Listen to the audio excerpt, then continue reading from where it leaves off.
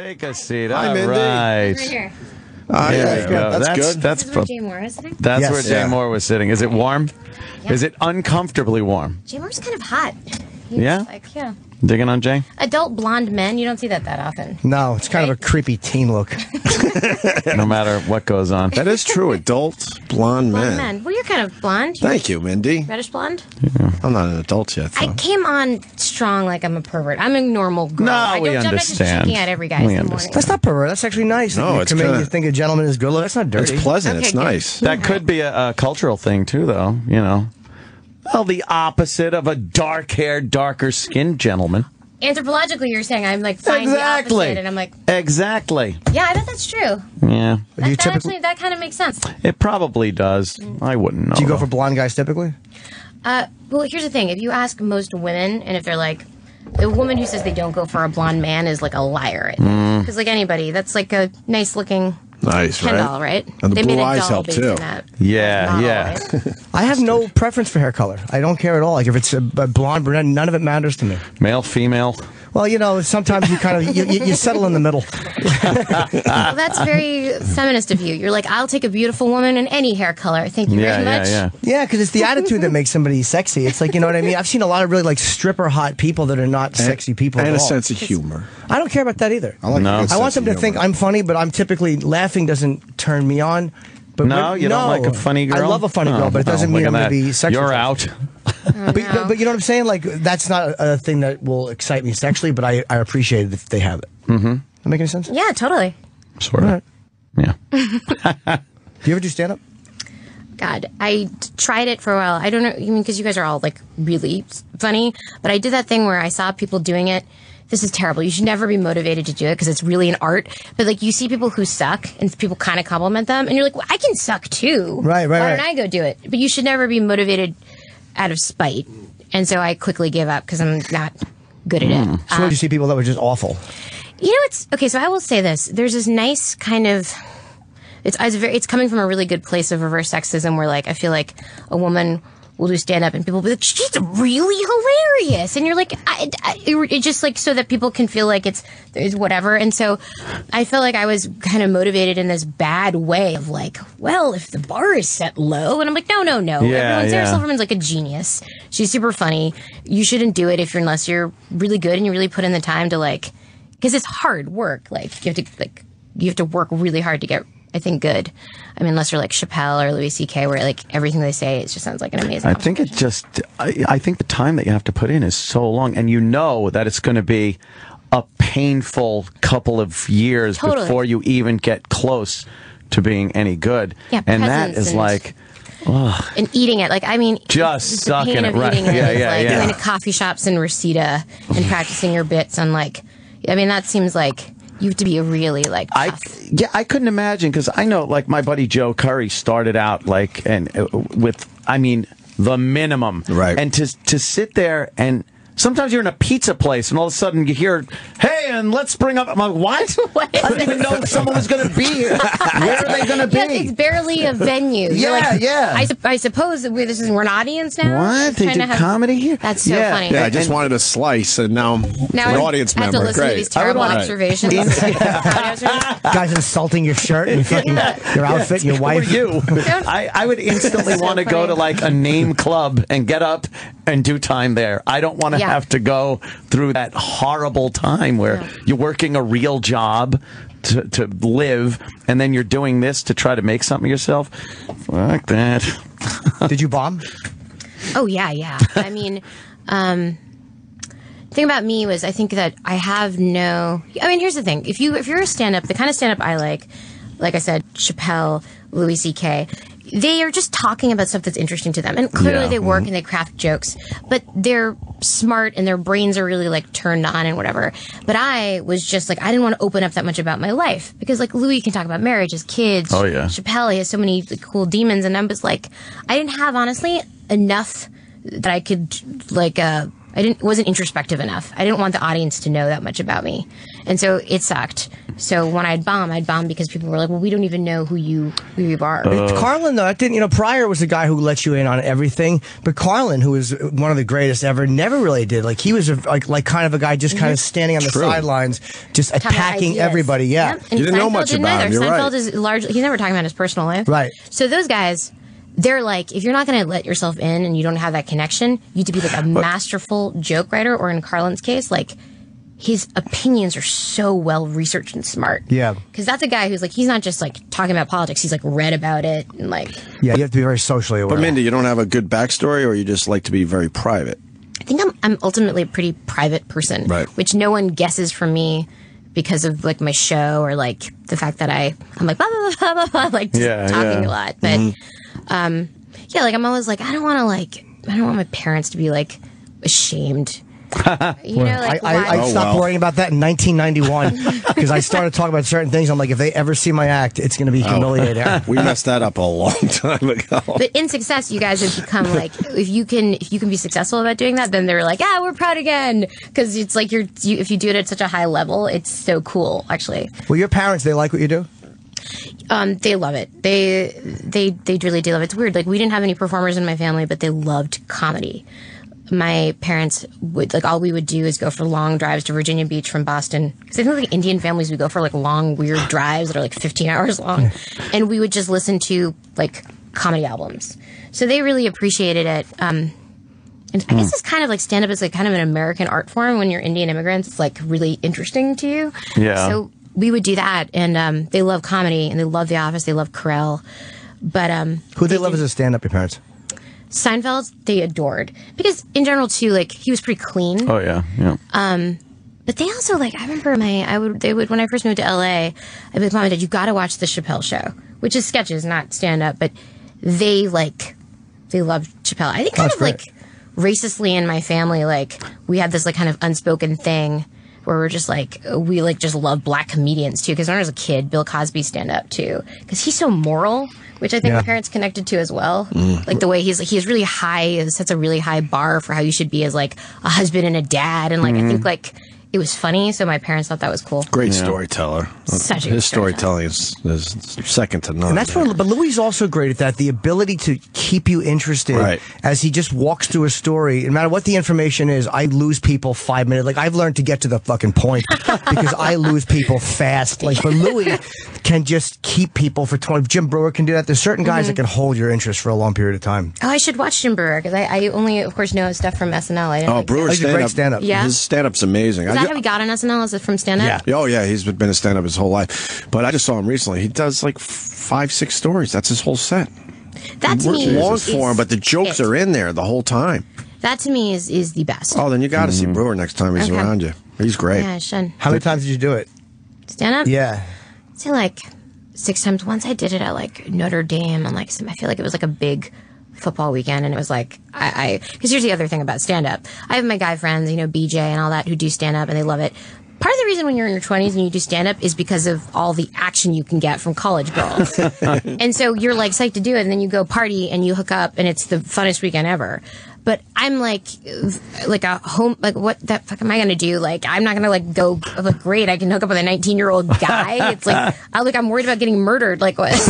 There's no upside really for me. So I just go back to my like weird hotel and watch cable and fall asleep. So it was a very depressing experience. I did the same thing. I never hooked up with the college girls because the act. Didn't you? I don't know, but that's the question I asked many times in the mirror in the hotel bathroom alone as a prostitute was on her way over. It's humiliating. I struck out terribly in colleges. Really? Yeah, you need a certain like an act or a personality that they would kind of lock into. But did they like your act? Yeah, it would go okay. I never killed in colleges. I think you weren't going to the right place. You probably I did enough of them where I was too dirty or I was too mean, and I kind of stopped doing. They just stopped asking for me. Like, I did one like convention, and not a lot of interest. Not a lot of interest. I'm so surprised to hear that.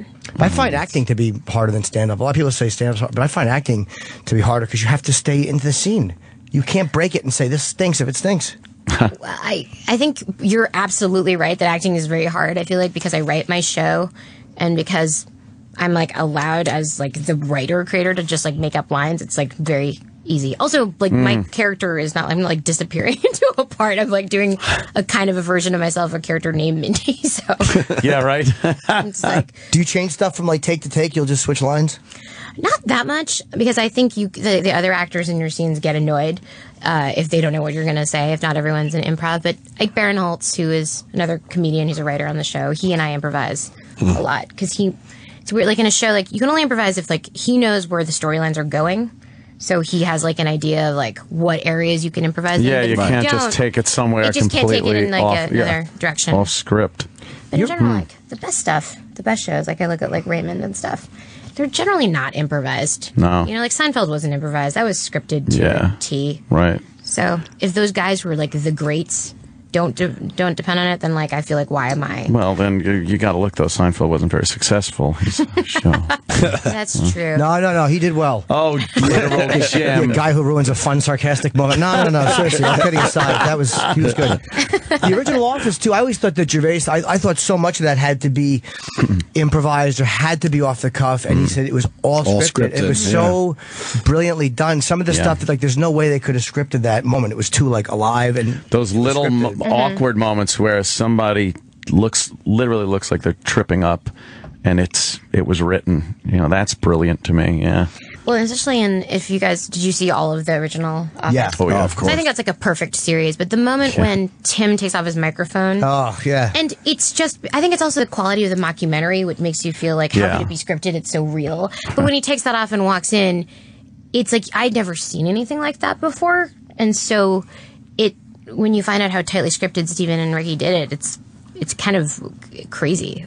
So moving. Yeah, they're all such great actors. I love when he, in the second episode, I think, when he's just trying to be funny, and I've told him this, just trying to be funny with this new girl at the office, and he does the thing with the answering machine. Oh, Do you remember that when he mock throws it and he drops it on the floor? Yes. And it's like, and it's like, oh, what a perfectly douchey thing to do. There's no way that was scripted. do you remember that one scene that he did where he was doing he was feeling very competitive, and he was doing they were talking about, like, we always looked at it in the Office as like our favorite moment, when he was talking about the hypothetical thing that happened, and he said there's been a rape up there. Yeah. And it was like a part of like they were like the hotel they were trying thing. to, his whole thing was he was trying to tell his employees, teach them about it, and it was like, why would you improvise that at that moment? And it's just so funny. Well, he was so great because the guy was in their office that day trying to teach them like certain things about being successful in business. Yeah. But Gervais couldn't handle that this guy. So he made it a competition and worked against the guy, and it was like, and then they switched roles. And the guy's like, and Ricky Gervais played the guy behind the counter. And he's like, there's a problem in my room. He goes, what's your room number? And the guy's like, 357. He's like, there is no 357. That was one of those things where, like, that kind of improvised, like, that was so well observed of Ricky Gervais. Like, that was such a funny, that guy who's just terrible at improv and yes-anding. It was so brilliant. And you have to be so good at what you do to make it seem like that. Yeah. To make it seem so naturally awkward. This is not just like reminiscing about The Office, but one thing I thought was really funny on that show was he was always the person who was offending everybody. But what was so good about David Brent was when he would get frustrated with somebody else. Like, remember that guy Keith? And there was like that long scene where he's trying to like talk to him, and like David Brent for once is being put upon, and he's usually the one that's like bothering other people, and he's just so exquisitely impatient, like, and doing the evaluations. And he's like, my God, who is this idiot? And I feel like we tried with Kevin, because that's such a fun. Because Carell being impatient too was so fun. Yeah, when he like just couldn't handle the people in the workplace. And he was also a prude. Like, David Brent was a prude. Like, he didn't like sex jokes. Really? Is that yes. true? Oh yeah. But in the show, he didn't like. He goes, that is sexist. Yeah, he didn't like sex jokes or any type of vulgar stuff. Like, he was a prude. Oh, that's so funny. Yeah. I didn't remember that. Did you watch all of the original before you started doing? You did. Yeah. Yeah. It was amazing. I mean, I was just like the level of detail, the video he did. We spent all of his savings on doing the remake of the If You Don't Know Me By Now video. He was such a, it's interesting because Ricky's so brilliant and so wonderful, and the character was so heartbreaking. And then what's so great about Carell was like Carell did something different, which was like Carell, like, he's a little warmer than Ricky. I feel like he exudes like a warmth about him, where like you feel sorry for Ricky, but for with Steve, I felt, maybe just because this is just because we did so many more episodes, you got to know him even more. Right, yeah. I wanted to protect Michael. And I feel like Jim wanted to protect him, where even by the episodes at the end, I felt like the Tim character and Ricky Gervais, he grew to admire him, but didn't want to, like, I felt like Jim at the end of The Office, Pam, like, no, they didn't want anyone to hurt Michael, which was kind of a nice thing about having the series on the air for 9 seasons. Yeah, you kind of explore all angles and personalities. Did you know Patrice? Wow. A little bit. Oh, okay. I was very intimidated by him because... Why? He made people feel comfortable and welcomed. I got the sense that I was like always like 1 or 2 sentences away from like an exquisitely mean rant would go on. You know, like... So you did know Patrice. You described it perfectly. He'd be like, hey, Patrice, like, do you want to go to Crafty? And he was like, I'm fat? What are you trying to say? And then you were like eviscerated. And you're like, I can't believe I offered to that's funny. That's man. our pal, man. That was him. Yeah, he was on.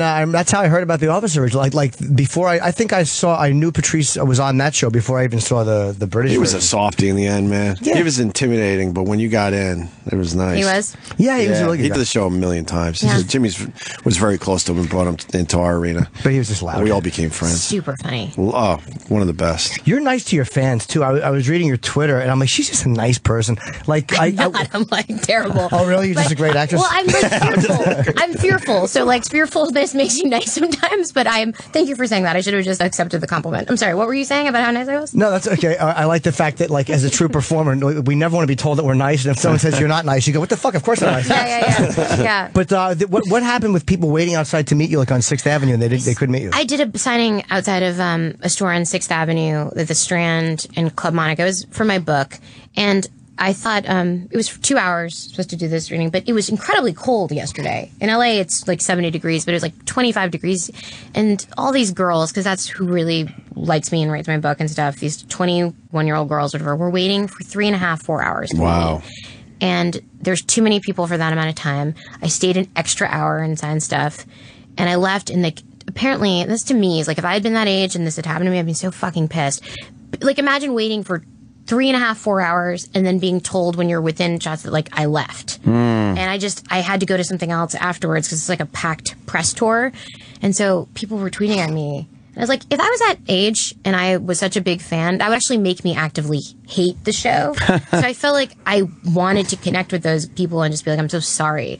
So I've been trying to, like, I tried to message some of those guys and send them a signed book, or I have some like stuff back in LA that my assistant can like send them, but it sucks because we're not a hit show, so anybody who like is going to do that, like, it just made me feel really bad. Well, it was really because it was they should have cut the line. That's not your fault. I mean, somebody should have went out there and said, "Look, she won't make it past this," and they should have just stopped letting people.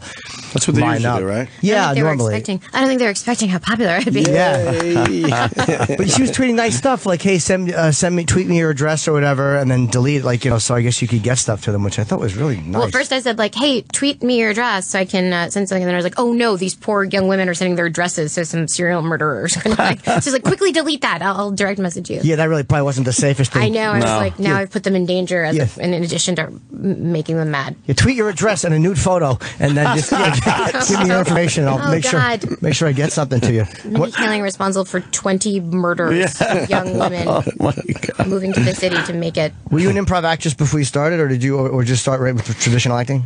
I was never really an improv actor. I didn't have any training. The training I had, which was excellent training, was just like watching Steve Carell for like 16 hours a day for 8 years, which would make anyone kind of a good actor. Wow. Because you know that, you guys ever see Waiting for Guffin? Oh, yeah. So you know that there's this Eugene Levy character who's just like, he's just like, I was not the funny guy, but I sat next to him and I studied him, which was, I think, such a self-aware, funny thing to say. Yeah. And that's how I felt. I was number 14 on the call sheet on that show. But I would watch like Helms, Carell, like Will Ferrell came by, your guys' friend Patrice, Craig Robinson, who's so funny. And once you get those cadences and you're just exposed to it, like, it's like going to acting school. Because Carell he comes from Chicago, he's an incredible improviser, and he can't turn it off. So he'll improvise with you and you just kind of like baptism by fire. And you guys are all writers, so if you're a funny writer, you probably at one point were like, I could be in front of the camera. And of course I felt that way. And then I just got the experience to do it. And you got named one of the times. What year was it that they named you one of the 100 most influential? That was last year. It was last year. And what was their reasoning for it?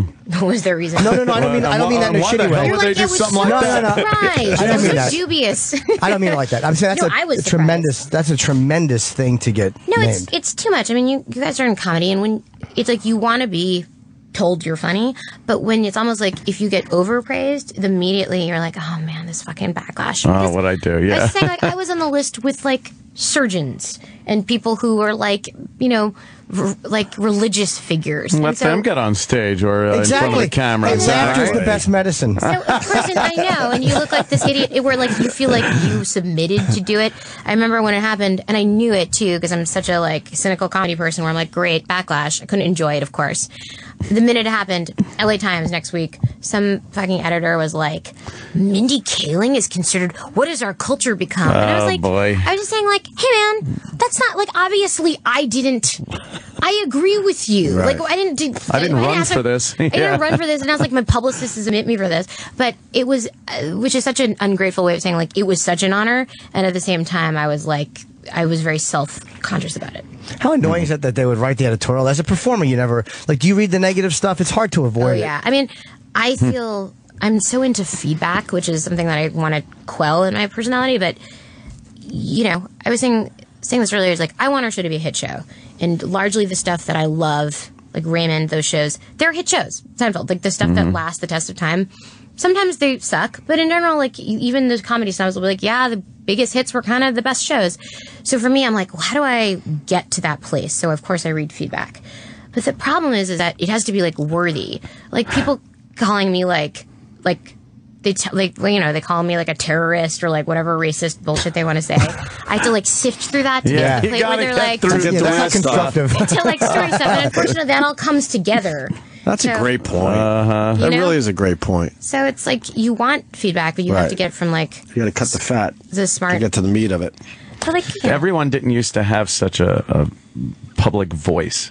In the old days, platforms, we talk about it all the time. How if you were on television or movies or anything, someone had to sit down and write a letter and mail it, and hopefully, somebody that screened the mail, if it got through them, it went to someone else. The celebrity never really got to look at a lot of negativity. Now it's, hey, Twitter, bam, oh my God, these monsters. What a great point, because if you had to write a letter, you have to have sustained hostility to finish a letter, seal it, find the address, and send it. Whereas like a teenager right now could be like, you're so ugly, you should kill yourself. Bam, on Instagram. It's out. And I'm like, hey there, man, right. maybe like later in the afternoon and when you're not in detention, you might not have wanted to say that to me. But like, I caught her in a different light, and she looked pretty good.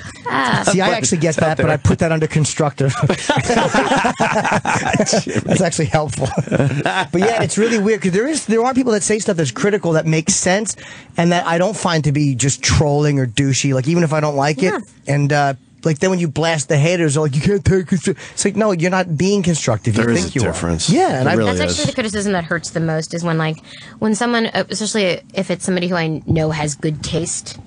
Like there's just one guy on Twitter who like loves some of the shows that I love, and he's able to articulate it in a way which is like exactly the way I would like it. No. And he doesn't like the show, and it kills me. It's like, but you like this. I know. You should like this. You like Veep. I like Veep. We would be friends. You know what? I'm sure Hitler liked vanilla ice cream too. Thank you for putting it in perspective like that. Yeah, I mean, I find the same thing. They like certain things, and then they hate my guts. But just because we have certain similar likes doesn't mean that they're gonna like me. It's amazing how much they can like the things and hate my guts. What are your guys' favorite shows when you watch TV? Like because you're so busy. Like my favorite, Martian.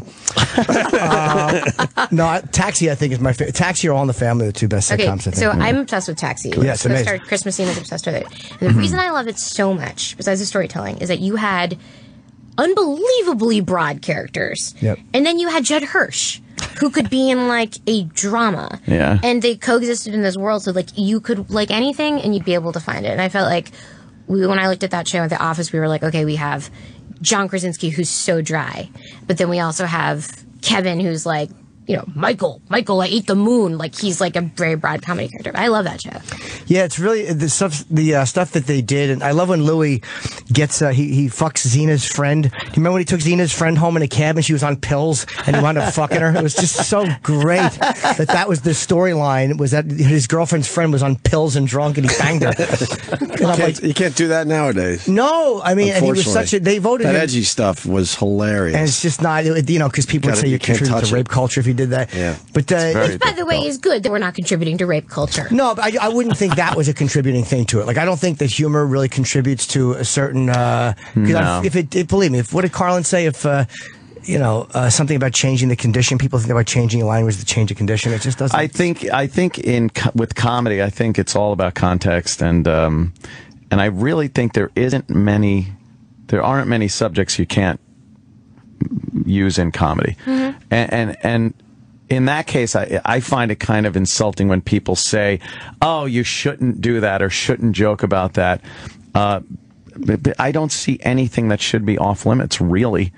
I mean, obviously people are going to be offended, but I think we should be able to joke about anything. If you make it funny, especially, it's right? Interesting, because I think that I agree with you, but I'd also say that I think sometimes comedians can be very lazy because they take an area that's just taboo. I'm going to say it can suck. I mean, people can get on server and it'll suck, but I don't think it just has to suck because of the subject. I think how they tackle the subject is why it sucks. Yes. And there are horrible things that people make jokes about that it's like, oh my God, you almost feel guilty laughing, but you are laughing. Mm-hmm. And it's because it's done so well. Yeah. So I don't think it's so much the subject matter as the horrible way people go about trying to make a joke about it. It's all about execution. The lazy part is just kind of going after a subject just to do it. Here's what I'll say. Like, you get a lot of attention by doing that. And sometimes people laugh because they can't, because of the audacity of it. Which is not an earned laugh. And I notice women fall into this trap a lot, female stand-ups, where I feel like they're like, oh, it's interesting if I'm just like,